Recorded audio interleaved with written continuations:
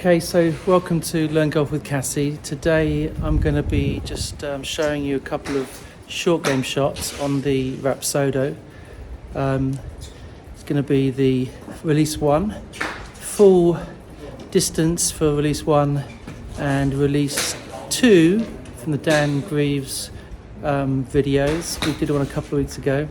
Again, full release.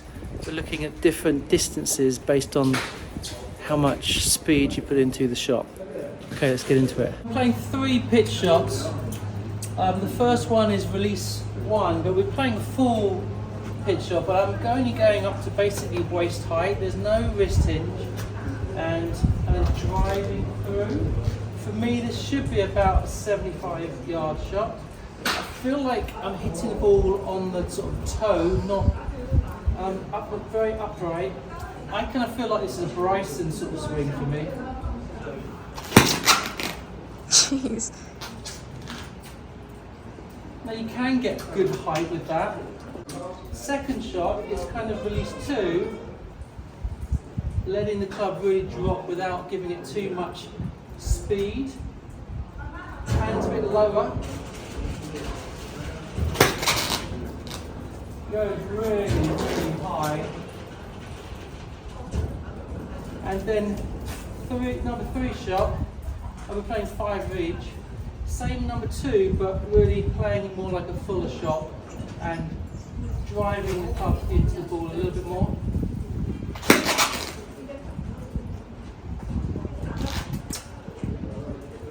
Loads of height, loads of stop. Let's see what it looks like on the Rapsodo. Okay, so looking at these 9 shots, there were 3 different styles of shot played, 3, 3 and 3. The first 3, the ones in shade here, they were the release 1, the kind of no wrist shot, carrying it about 85, total around 90 or so. Speed of club just a smidgen lower than the actual ball speed. There's a bit of a strike in there in this shot. Let's take a look at a fairly representative one. So we swing to about just over waist height. In my mind, it's just past waist height, and very straight, and carry 87, roll out to 91. So lands quick. Second set of shots, you can see there was a higher trajectory now by about 10 degrees. This was the release 2, and we're playing this one kind of 1 for 1. That means I'm letting the club and gravity drop the club. I'm not trying to drive it or hit it, and you can see the club speed 70, ball speed 66, 70, 63. So around or just under smash factor 1, which is kind of like for like. I'm letting gravity do the job here. We've gone up a little bit in launch angle now. Let's take a look at the middle one of this one. Going about shoulder height and just letting it fall, and we're just turning around through to the left. Same kind of shot as release 2, and 78 carry, going 80 yards. So that's going to land quite softly because I'm not driving into that ball, I'm just letting the club drop on it. The distance was very repeatable because the gravity is doing most of the work. Let's go to the third one, which was also the release 3, kind of a full shot. You can now see that I'm putting some energy into the transition to my left side, the magic move. So the club head speed is nice and slow, or quite a bit slower than the ball head speed, because I'm now releasing and sort of throwing through to the left side. So the ball speeds up, smash factors jump to the 1.21, 1.23, and now the distance of carry is up 10 yards or so, up to as far as a 91 total. The launch is a little bit more driven. It's just between the release 1 in the low 30s and the release 2 without letting gravity do the job, which is in the about 40. So we're right in that middle ground there.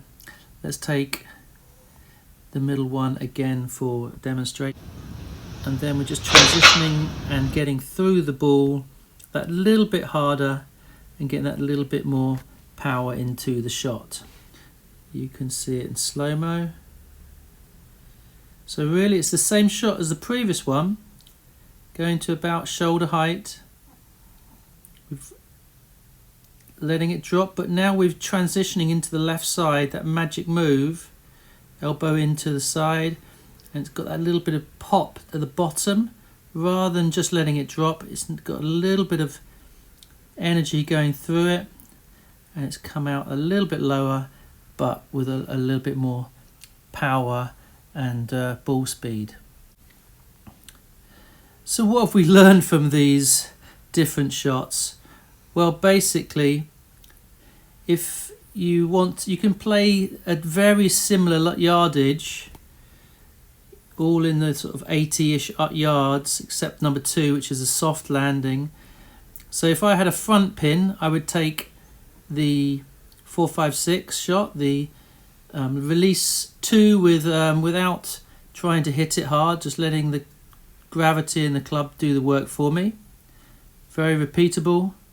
If I want to hit a fuller shot, I'll do release 2, but with a bit more of a aggressive move into my left side.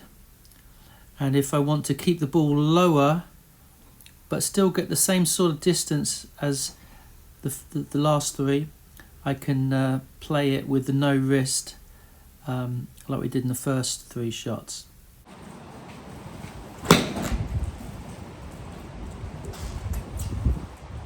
Okay, interesting. It's a very cold and windy day today, so release 1, the no wrist release, is quite useful in this kind of weather. The ball gets less affected by the wind, but actually, if you see by the data on the Rapsodo, they're all pretty much the same distance. So you can control distance in hitting the ball in very different ways. Hope that's useful for you in your winter conditions. See you later.